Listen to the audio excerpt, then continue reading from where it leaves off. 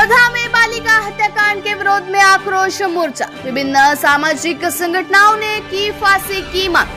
वर्धा जिले के रोठा गांव में नाबालिग बालिका के साथ कथित दुष्कर्म के बाद हुई निर्मम हत्या के विरोध में शनिवार को वर्धा शहर में विशाल आक्रोश मोर्चा निकाला गया।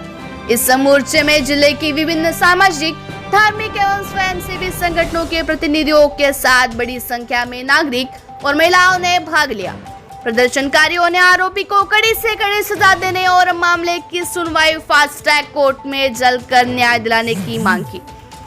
आक्रोश मोर्चा की शुरुआत छत्रपति शिवाजी महाराज चौक से हुई। हाथों में तख्तियां और बैनर लेकर हजारों की संख्या में लोग सड़कों पर उतरे। पूरे मोर्चे के दौरान आरोपियों के खिलाफ कड़ी कार्रवाई और पीड़िता को न्याय दिलाने की मांग को लेकर नारेबाजी की गई। महिलाओं की भी इस मोर्चा में बड़ी भागीदारी रही।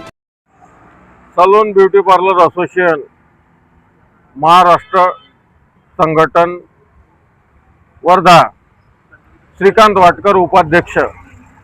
12 वर्षीय अल्पवयीन मुलीवर या नराधमाने अत्याचार केला, त्याला फाशी होण्यात यावी, त्याला लवकरात लवकर फाशीची शिक्षा होण्यात यावी, हे आमची सलून ब्यूटी पार्लर असोसिएशन यातर्फे निवेदन आहे। तसेच हे कृत्य पुन्हा घडू नये त्यासाठी शासनाने कठोर ते कठोर निर्णय घ्यावा। प्रदर्शनकारियों ने कहा कि रोठा गांव की मासूम बच्ची के साथ हुई घटना ने पूरे जिले को झकझोर कर रख दिया है। ऐसे जघन्य अपराधों पर अंकुश लगाने के लिए दोषियों को शीघ्र और कठोर सजा मिलनी चाहिए, ताकि भविष्य में कोई भी इस तरह का अपराध करने का साहस न कर सके। आक्रोश मोर्चा शांतिपूर्ण ढंग से संपन्न हुआ।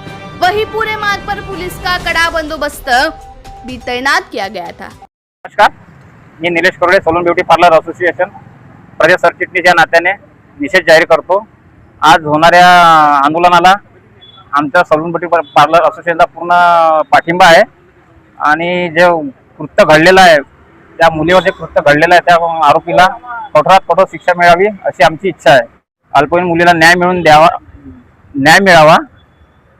लवकरात लवकर कोर्टाने या नराधमाला लवकरात लवकर फाशी शिक्षा द्यावी अशी आमची इच्छा आहे।